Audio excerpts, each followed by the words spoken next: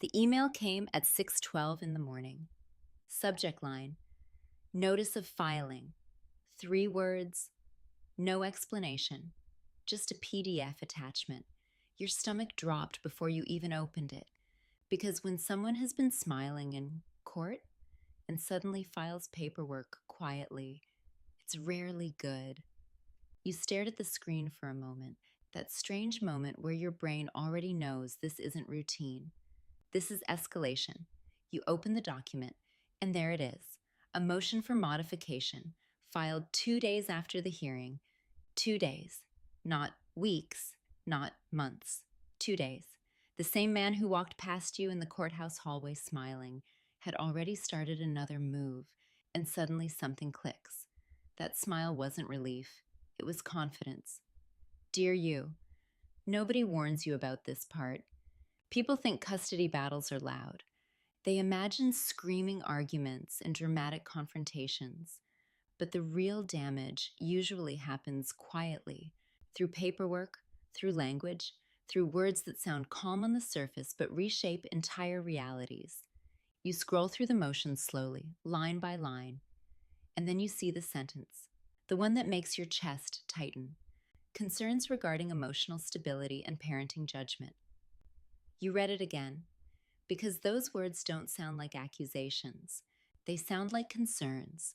Concern is a powerful word in court. Concern sounds responsible. Concern sounds protective.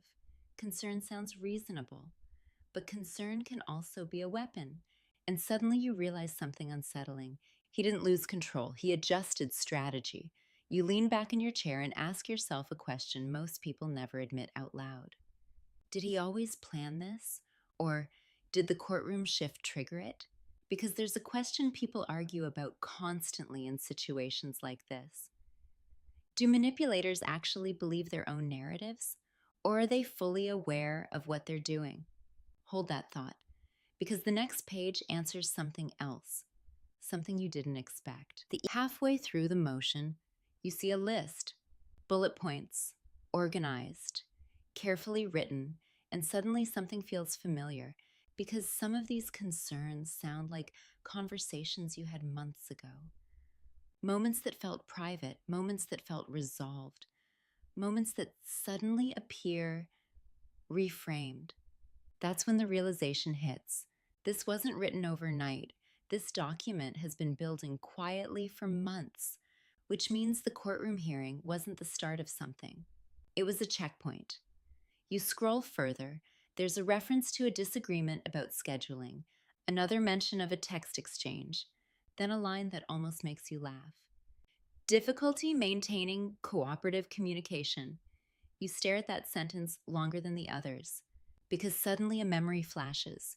Every short message you sent trying to stay calm. Every moment you chose not to argue. Every time you responded with one word instead of 3 paragraphs.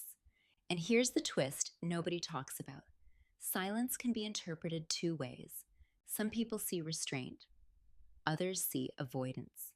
And in court, interpretation matters more than intention. So here's the question people rarely ask openly. When dealing with manipulation, is silence strength, or does silence give manipulators more room to rewrite the story? Think about that, because that question divides people completely. You close the document and check the timestamp again, filed 2 days after court, which means he walked into that courtroom already knowing this was coming. That smile suddenly feels different now, less friendly, more strategic. But something inside you has shifted too, because 6 months ago, this document would have destroyed your morning. It would have triggered panic, phone calls, emotional spirals. Now, you notice something else: the language, the patterns, the repetition. And slowly, you start recognizing the strategy underneath it. Not chaos, structure, not anger, narrative building, which leads to an uncomfortable realization. This isn't just about custody anymore. This is about perception. How you close the laptop and sit quietly for a minute, not reacting, just thinking. Because the biggest shift in this entire story didn't happen in the courtroom. It happened inside you. There was a time when every move he made felt personal, like an attack you had to defend immediately.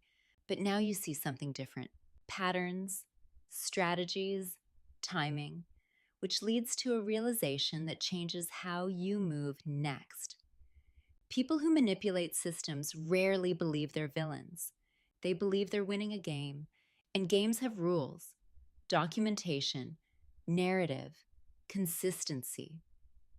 So instead of reacting emotionally, you start asking strategic questions. If he's building a narrative, what narrative are you building? If he's documenting concerns, what evidence are you documenting? And if perception shapes outcomes, what perception does your behavior create? Because here's the truth most people don't want to hear. Family court doesn't decide who is right. It often decides who appears most stable. Do you think courts actually recognize manipulation? Or do they mostly reward whoever looks calmer on paper? I want to hear your thoughts on that, because people who have lived this experience usually have strong opinions. Shift. You reopen the document one more time, not to panic, to observe. And this time, something stands out. There are a lot of concerns listed, but almost no evidence attached, just interpretations, which tells you something important. He's testing the next move, and suddenly the entire situation feels less chaotic and more predictable. Because people who believe they're controlling the narrative often make one mistake. They assume the other person is still reacting emotionally. But what happens when the other person stops reacting and starts documenting? That question might determine the rest of this story, because now the game has changed. He thinks he made the next move, but the next move might already be happening, quietly, strategically. And the truth is, this isn't the last document that will appear, not even close. Next episode, something unexpected shows up in the evidence, something that changes how the judge sees the situation, and he doesn't realize it yet. You